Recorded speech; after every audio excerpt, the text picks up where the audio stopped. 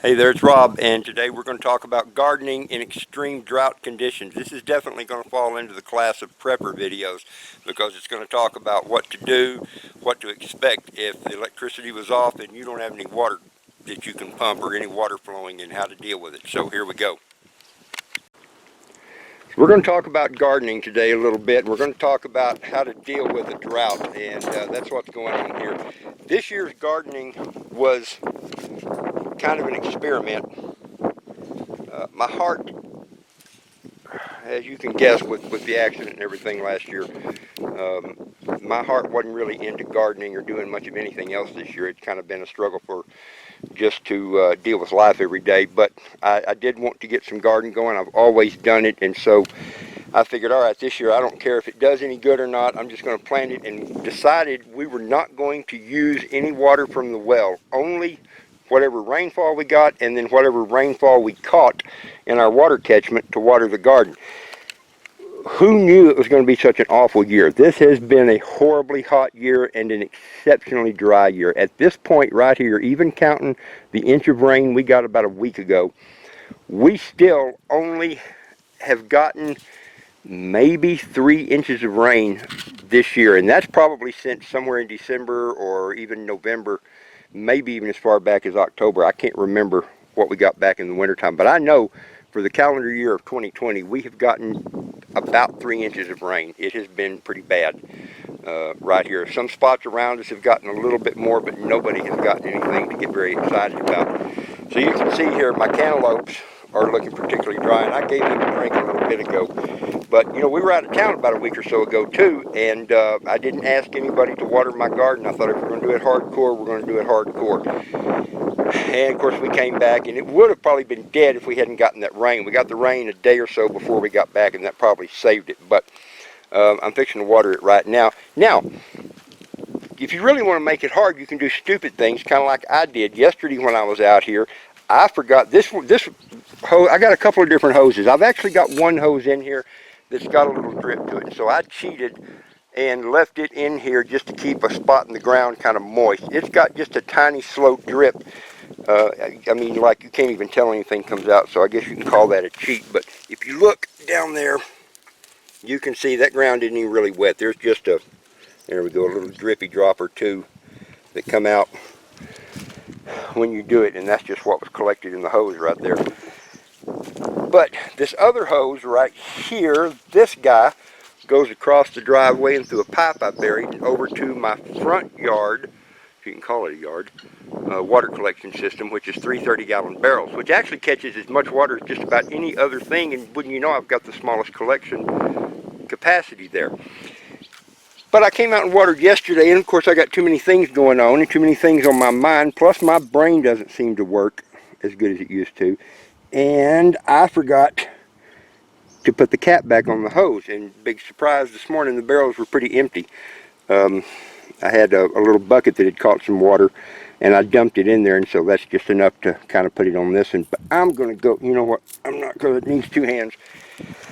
But anyway, when you're stupid, what's the old saying? Life is hard, it's harder when you're stupid. Well, I don't like being stupid, but sometimes I am.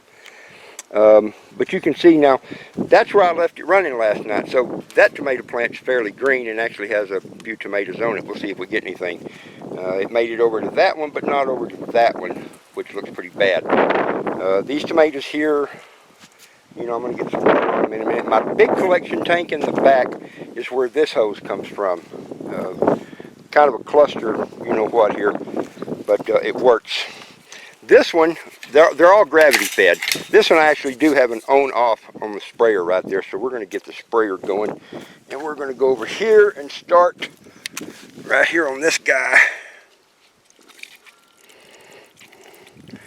There we go. I raised the hose up because this one doesn't shut off completely. And if I don't put the hose up higher than the source of the water, y'all know how siphons work. The water's going to level itself out, and so it's going to run to the lowest spot. So that's why I put this guy up high like I did and turned it off. It'll keep it from draining itself. But that gets it started right there, so we'll let that run. That's an okra, that's an okra, that's an okra. We have picked a few okras off of everything. That right there, I actually buried some old dried potatoes I found that had some potato seeds Oh, and I'm looking at that little guy right there, little red potatoes. I figured, what the heck, we'll put it in the ground, put a little water on it, see what happens. I don't expect anything, but this whole thing is just an experiment. This is spaghetti squash right there. And this is one that I really did not figure would even grow. What it was a spaghetti squash that we bought from the grocery store and cut it and cleaned the seeds out of it and then cooked it. And I just kept the seeds and came out here one day and thought, well, we'll just be like Jack and the Beanstalk and put some seeds on the ground, put a little dirt over and see what happens. Well, they took off and grew pretty good, and are even putting on some little squashes in a couple of spots. I think there's only about 2 or 3 on here right now, but there may be some smaller ones. And of course the squash bugs have hit. Squash bugs are just, oh my goodness, I hate them. They just happen. If you've got squash of any kind in this part of the world, we think the squash bugs hatch out with the seeds. Not really, but that's what it seems like. Everybody I've talked to says the poisons that they usually use to kill them don't seem to be doing anything this year. So all I do is just try to find them and mash them and kill them by hand. And you can't stay ahead of it because they'll lay, 10 dozen eggs on the bottom of a leaf that you don't know about, and you can't keep up with them. The yellow squash here we've gotten a few off of. It's got some on there right now. Of course, it's behind because it was out of water for a few days. The zucchinis we've gotten a few off of.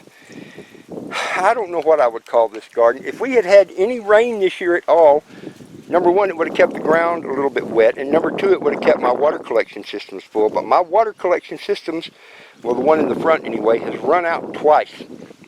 And thanks to the 2 or 3 just little tiny showers that we got, kept a little water in them. Now the one in the back is a 2,500 gallon tank, and so it hasn't run out yet. But when the water gets low enough, it doesn't flow very fast. That's not a very fast flow right there, but at least it is something.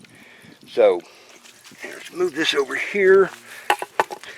So would I call this a success or a failure this year? I don't know. Consider the ridiculous heat that we've had. Oh my gosh, it's been hot here this year.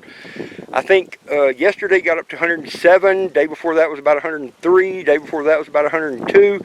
It was in the 90s, high 90s, all the week or so before that. A couple of weeks ago, I think we went through about a 12 or 15 day stretch where it was well over 100 every day. One day we hit 115 cotton picking, stinking, dadgum, dang degrees. It wasn't but a couple hours, but my gosh, man, it is hard to stay ahead of that. If you don't get some rain, it stays ahead of that. And to that point, if you are set up, if you have a single serious preparedness bone in your body and you don't have some water collection set up, a lot of y'all live in places where it rains all the time. Bitty Boo up in Oklahoma, we were talking to her the other day, and I was like, how much rain have y'all gotten up there? And she said, we've got about 40 inches this year. I'm like, 40 inches? I can't even imagine. Out here, our average annual rainfall is 17 inches a year. So we're used to not much rain. But it's enough to get by usually. 40 inches, I can't imagine. So some of y'all are in great places. I mean, you don't have to have much water collection, rain catchment to stay ahead of the game. But out here we do. Out here, we literally may go 2 or 3 months between rainfalls of any kind. And so if you're not ready, if you don't have something, and you're going to be hurting you pretty quick. Anyway, we'll see what happens. The tomatoes, here's another thing about a drought year. I mean, if you look around out there, most places around here it looks like December or January. Now, the guy across the road there's got a pretty good patch of cotton, but his well, that pivot system over there, has been running constantly.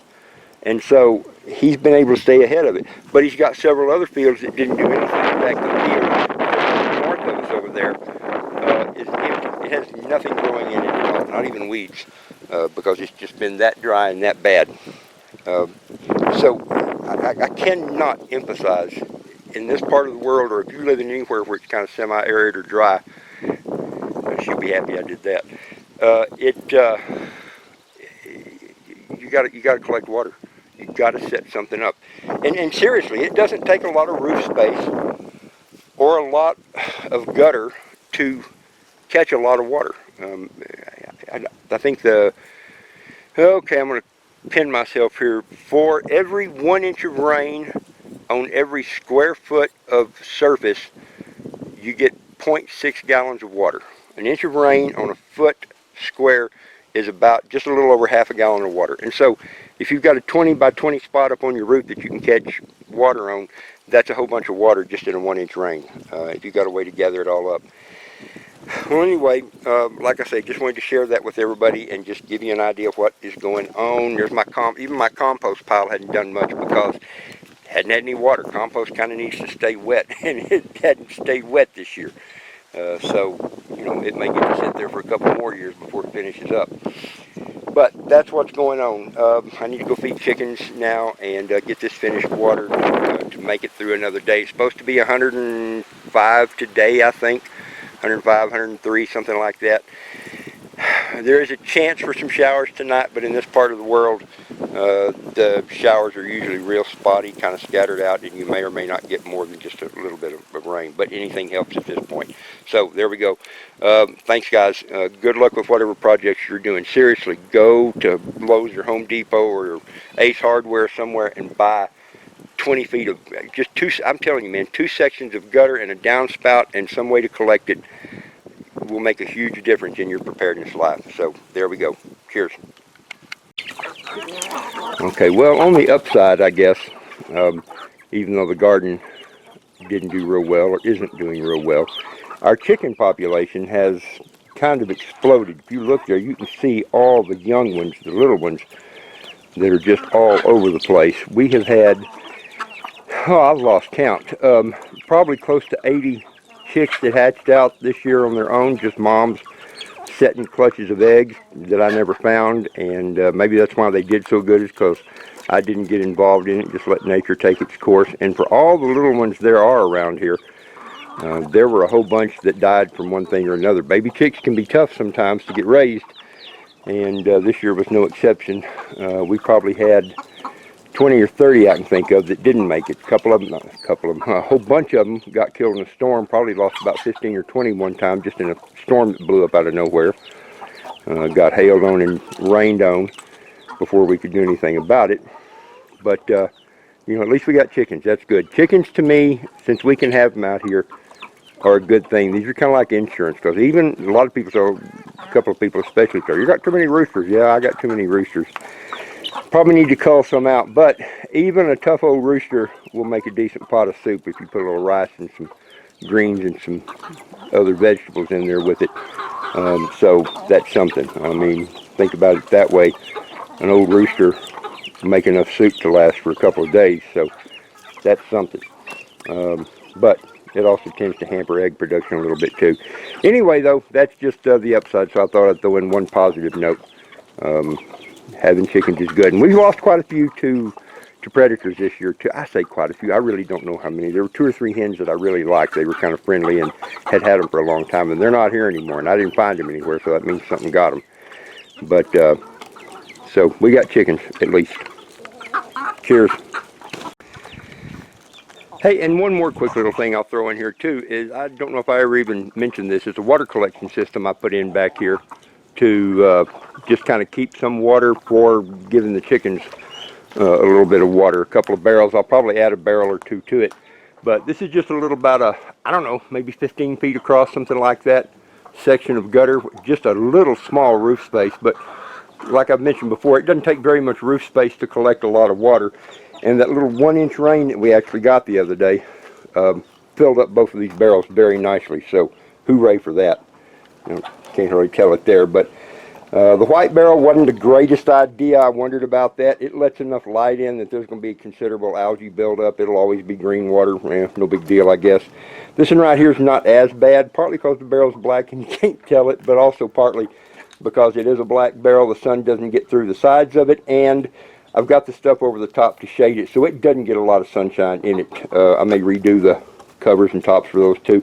Chickens don't really care about algae, and frankly it probably adds a little bit of minerals or some vitamins or some kind of nutrients to it anyway. But anyway, even with this old beat up thing that came off of what came from our motel, actually, that gutter and downspout and all that, even beat up like it is, it still collects a whole bunch of water, and it cost me nothing other than what I had to spend to put the new stuff in at the motel. So Well, we won't talk about that. Anyway, there we go. There's 80 gallons worth of water right there that's kind of handy to have. And then I put it in that water right over there, which I've got a big piece of plywood hanging over that keeps it shaded. And so I can pour a coffee can or two in that every day. Even though they have waters over in the chicken pen itself over there, it's still nice to have this extra one over here. One of those things, you know, if power ever goes out, then every bit of water we can collect is that much more life we get to hang on to. So anyway, there you go.